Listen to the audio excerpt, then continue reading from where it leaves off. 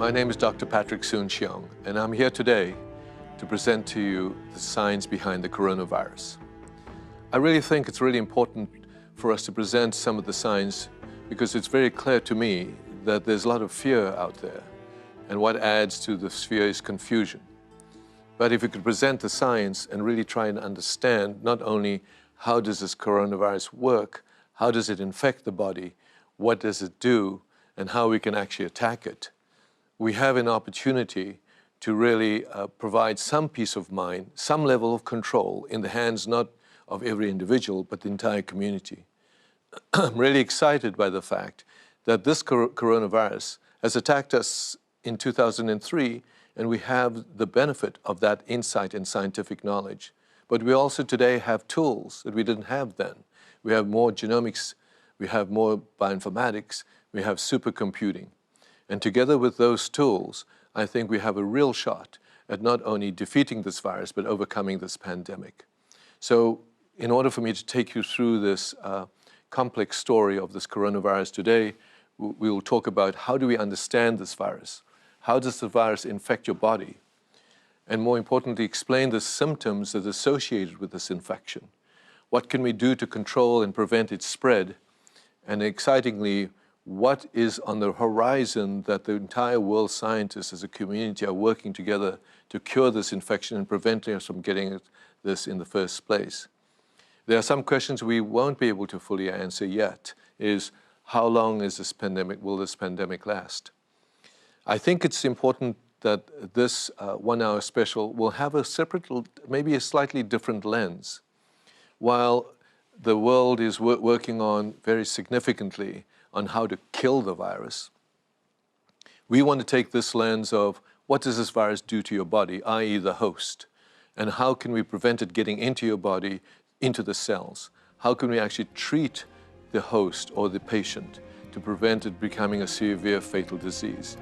So while on the one hand, we were working hard to develop a vaccine, and I think it's important and realistically important for us to identify a treatment now for those that are severely ill.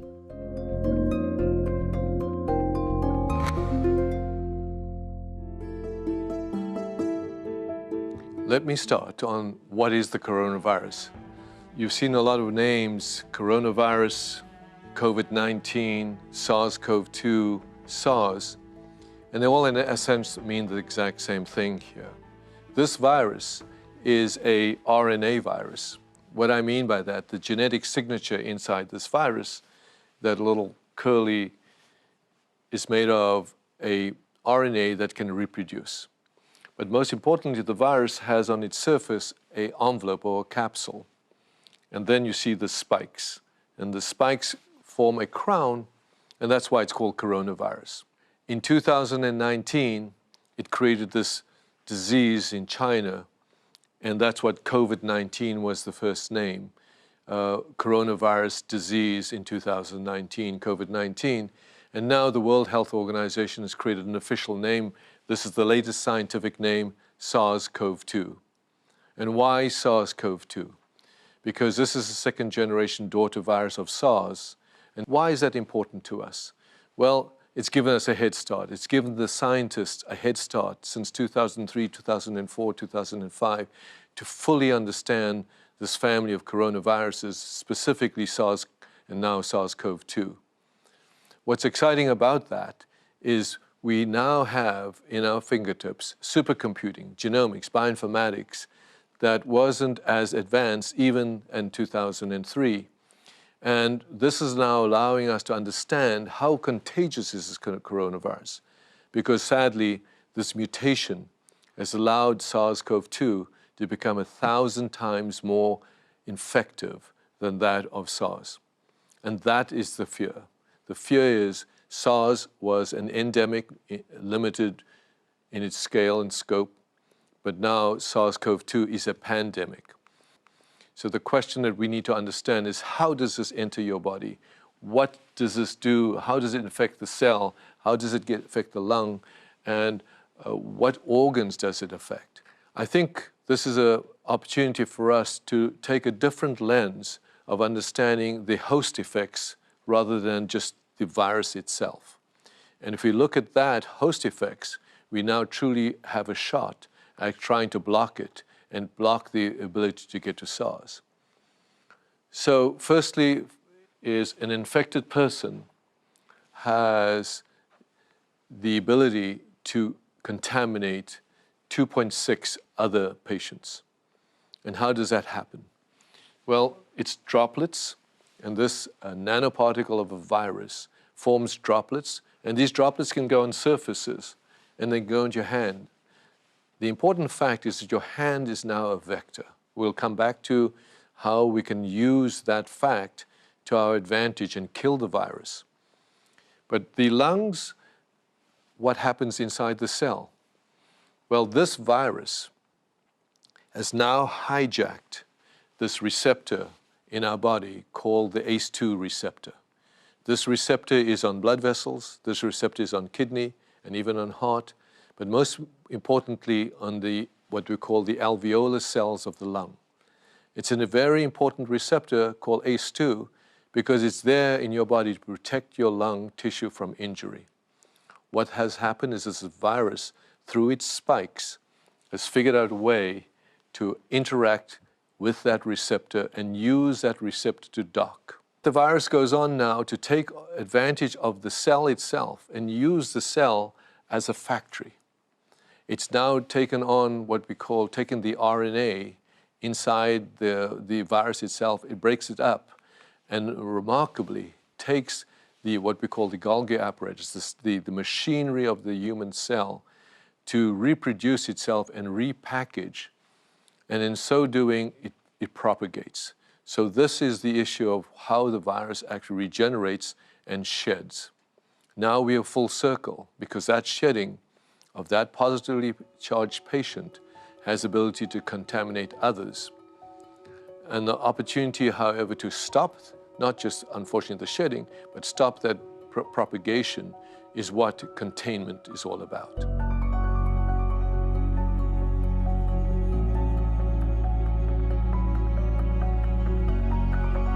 Not only is this virus highly contagious, but it is also deadly. And this is the map or the results that the Chinese have put out with regard to the pattern of disease progression in China.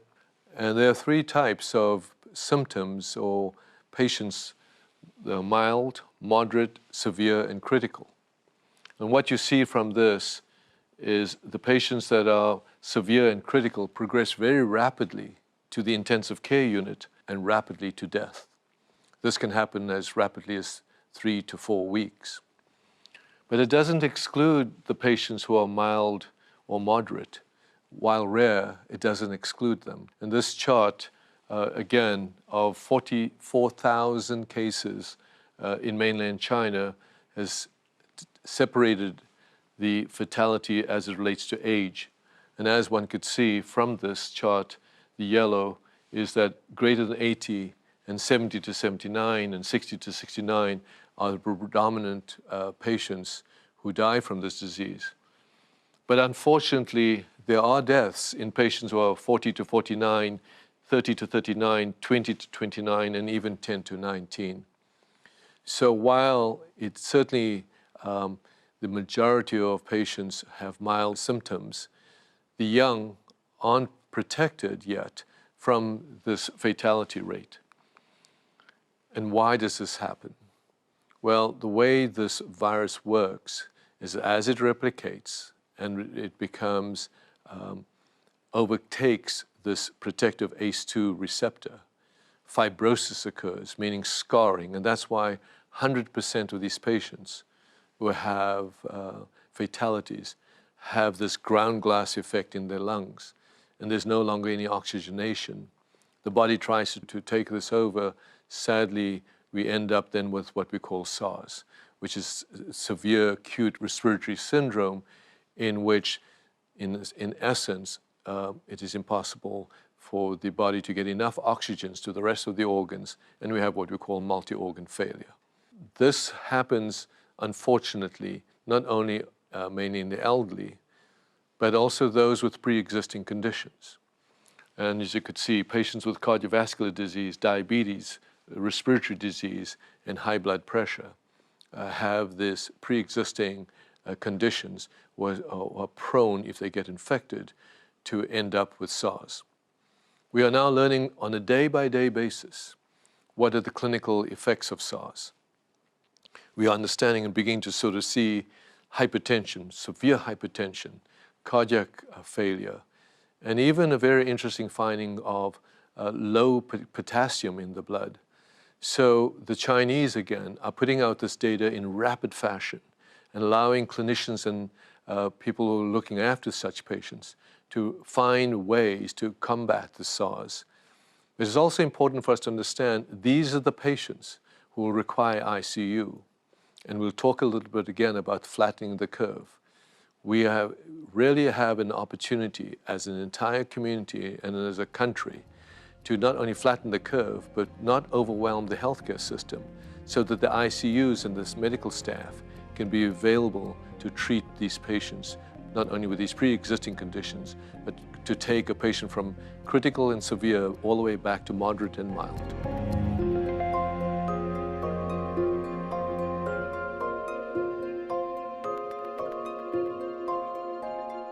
It is important for all of us to understand the ability for this virus to spread and how it does so.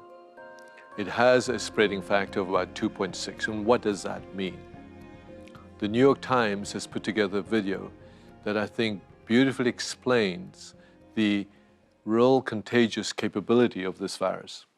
Let's imagine there were 5 people who are sick, and one cycle meaning it's within this 5 people. Well, if there is an infection rate of 2.6, and that's mathematically, we call it exponential, what would happen within 2 cycles, that would become 18 people who are sick. 3 cycles, 52 people are sick. 4 cycles, 140 people are sick. And after 5 cycles, we have over 300 people that are sick. This is what we mean by isolating people that are infected. This was, by the way, the value of the test. The purpose of isolating people who are sick is to flatten the curve. What we mean by that is if we can identify these patients that are ill, we can actually, with protective measures or with isolation, flatten the curve. And the importance of flattening that curve is we can protect the healthcare system's capacity so that we can actually have sufficient ICUs, sufficient medical personnel, sufficient medical supplies to deal with the inevitable, sadly inevitable, severe and critically ill patients who may die from this disease. So it's beholden to all of us to work together to identify those patients or yourselves or your family members or your friends of visitors from overseas who may have the symptoms of this disease and either self-isolate even without a test, because it's critical for all of us to create the extinction of this virus by self-isolating and allowing then the healthcare system to manage with the very ill patient.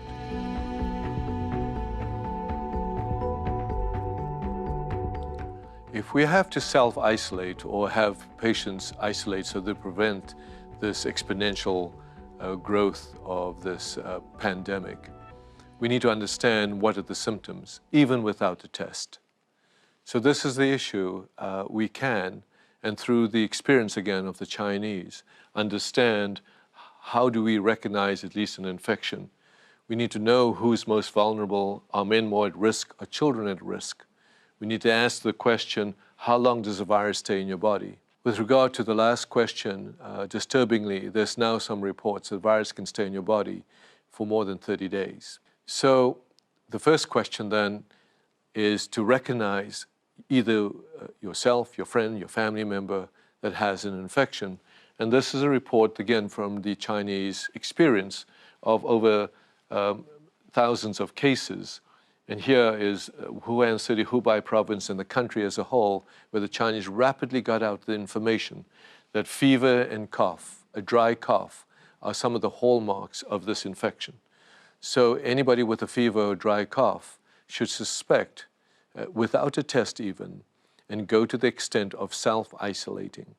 and prevent then this contamination either amongst their family members, their friends, and their co-workers. What's of concern, however, is what percentage are severe or critical. I think the good news is that 81% of symptoms are mild, but the concern is in patients with pre-existing conditions and the elderly. If you take again this case report now, 44,000 confirmed cases in mainland China, you see from their experience, patients who require hospitalization, they call that severe or critical in intensive care. If you add those together, that represents 18%.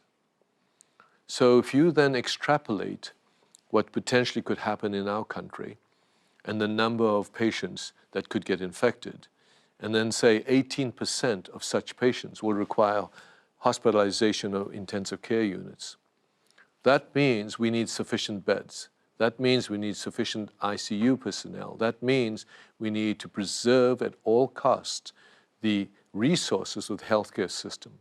That is why I can emphasize so much that we need to flatten this curve and not generate this peak, because if we generate this peak and 18% are severely or critically ill, there is no way our country, our system, has the capacity to manage that onslaught, or what I call this tsunami. However, it's in our control. I'm going to talk a little bit about the science of soap, simple things like the science of soap and the power of soap. This idea of washing your hands that you're told as a kindergarten days is not trivial as it relates to this disease. It's not trivial as it relates to not overwhelming the healthcare system, and it's not trivial in terms of exponentially spreading this disease.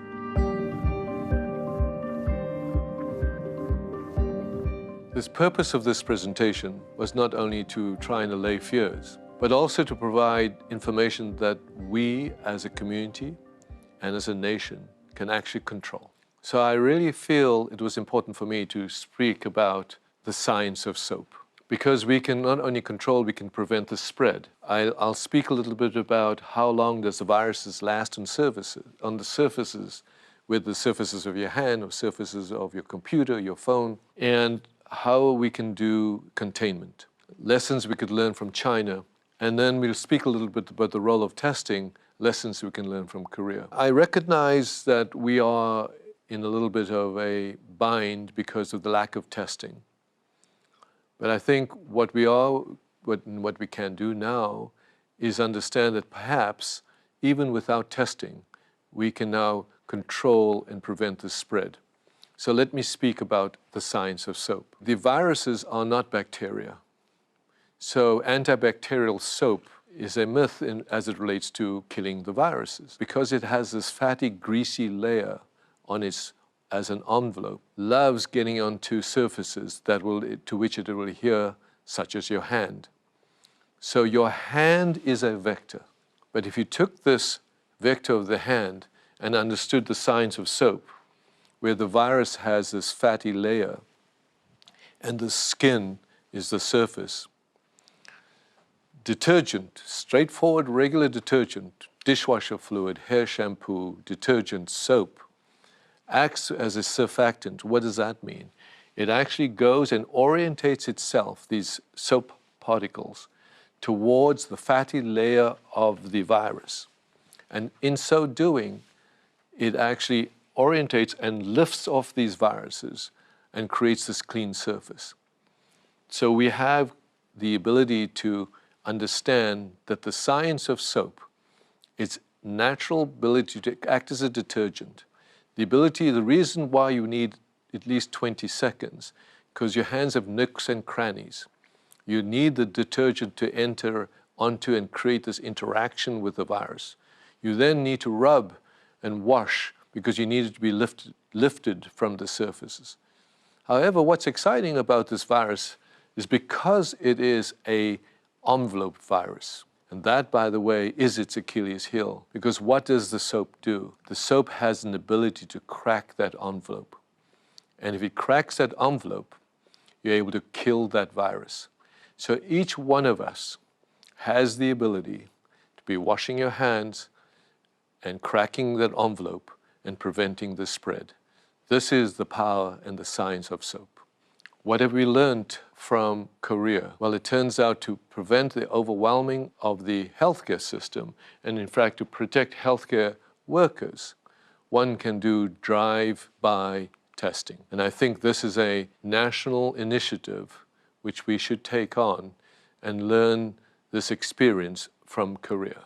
What have we learned from China? China has taken the draconian step of containment. We are unfortunately beyond that point now. And so we are now left then, therefore, with the opportunity to control it, at least within your control, of actually taking on the power and the science of soap. The question is always asked, what is the hope for a cure today? And also, what can we do to prevent infection in the first place? Well, as we talked about what we can do to prevent infection in the first place is this issue of self-containment, washing your hands, the power of soap. And frankly, one of the most important things is the elbow bump. Stop doing handshaking. The issue of the cure is a complex issue because we have to talk about what is the difference between a treatment for those that are ill versus what is a vaccine that'll prevent the infection from happening. And I'll try and address that. I'll try and explain the difference between a treatment and a vaccine. But I think we also would like to discuss what new treatments are being developed today. And I'm excited to say that the entire world community of scientists and pharmaceutical companies and biotechnology companies are frantically working 24/7 to find new treatments that are being developed. I'll have to address with scientific vigor about how long will a vaccine take to develop. But I think of great concern is what is our manufacturing capacity should we need some of these vaccines or these treatments urgently. So let's start.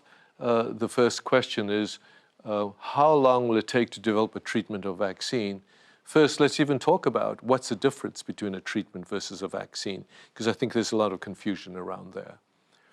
A vaccine is like that what you have for flu.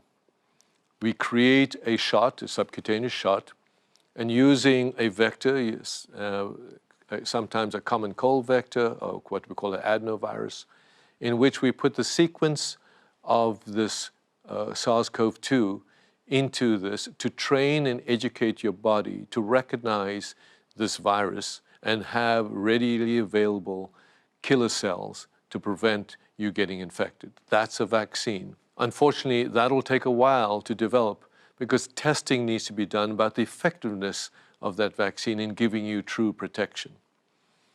On the other hand, we have patients that are ill, critically ill, mildly ill, that we can take a patient that is mildly ill and prevent it from becoming critically ill. We can take a patient that's critically ill from becoming severely to the point of fatally ill, and to understand how we can do that. I think treatment for these kinds of patients are much closer at hand.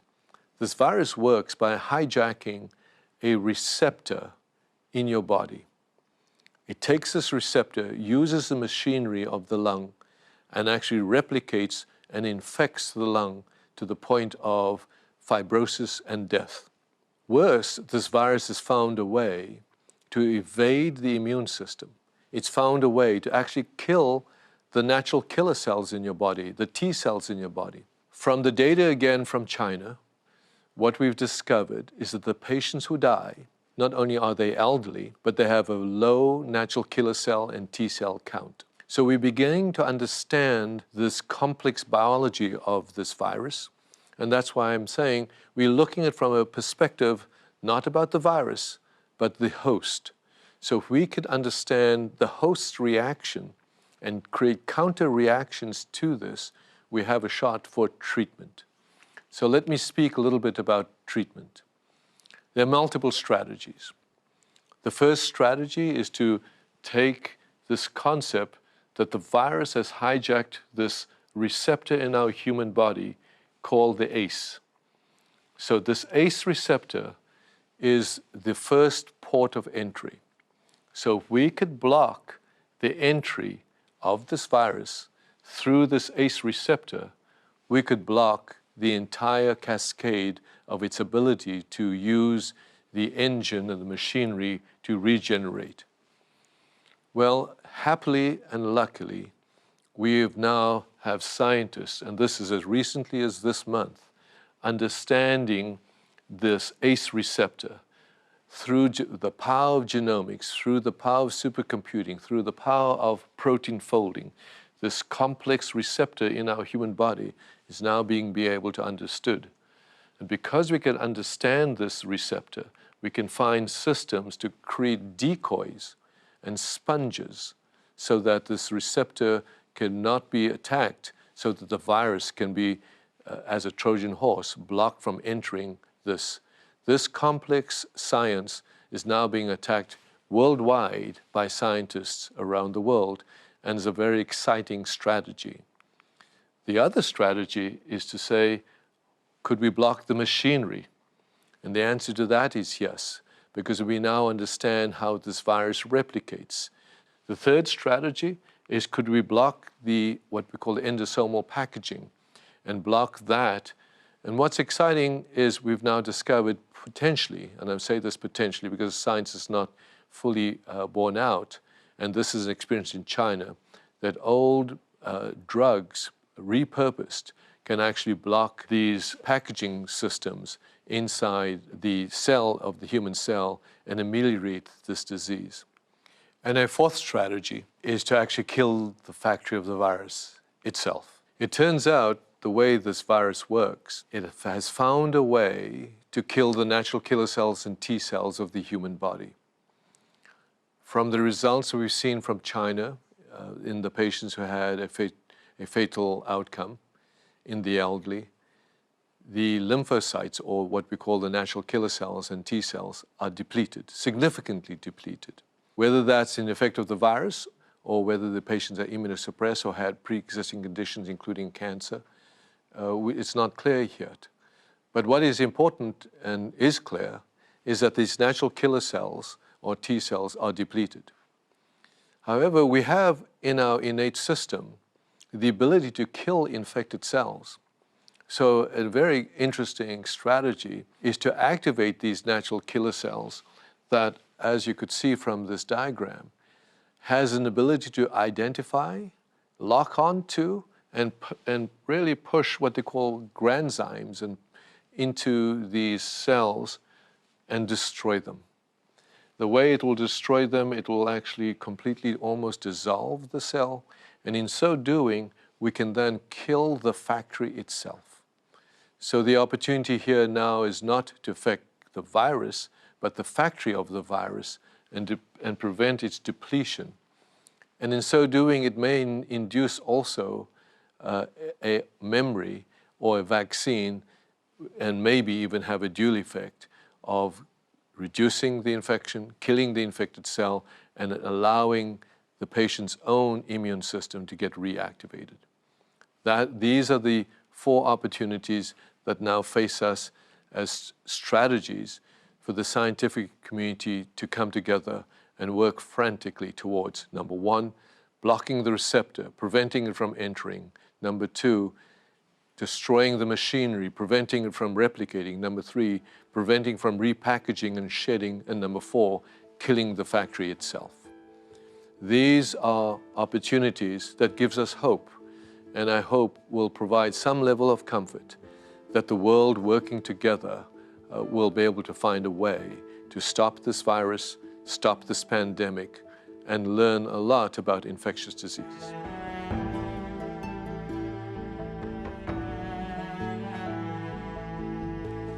I think the question that many people are asking is, how long will this pandemic last? What is the duration of the viral load in the patient? Is there any hope that this pandemic will die out? And I think it's very important for us as scientists to explain what we know and explain what we don't know. At this point, I don't think we really understand or know how long this pandemic will last. It could be months, many months. One of the earliest reports is the duration of this viral load in an infected patient lasts in a range of 35 to 37, 38 days. And whether a patient can actually reinfect himself, I think is not quite clear yet. I think the hope that this pandemic will die out, I'm sure with the work of the community of scientists, we will find a way to prevent the regeneration of this particular virus. And I'm convinced that with all the community of scientists working on this disease, a vaccine will be found. But I think it's also important to dispel some myths. The question was to come up as, can I get SARS virus from my pets? Again, it's an unanswered question because there's now just been a recent report of an infected dog from Hong Kong. But the question is, could that pet reinfect humans? There's no evidence today yet that it's transmitted from pets to humans. It's a human-to-human contact. And these are the kinds of information that we will be able to say to you, we don't know. As important, I think it's important for us not to enter into conversations such as xenophobia. This is a pandemic that affects the world. This is a pandemic where the entire world working together can overcome it. The Chinese, while it started there, this now is across the entire planet, and the Chinese have put out very important scientific and clinical information. And so the concept now of xenophobia is one of the most destructive things I think we can do as it relates to public health and the opportunity for scientists to work together. The public-private relationship, the ability of governments to work together, the ability for the community to work together is so critical for us to beat this disease. I'm confident we will do that. I'm confident the science of today will enable us to do that. So with that, I'm sure we'll have questions on coronavirus, more questions on coronavirus. Please feel free to send us your questions or by email to coronavirus@latimes.com, and we'll try our best to answer them as we go through this understanding of the science behind coronavirus and try to not only allay fears, but put you in control of this disease.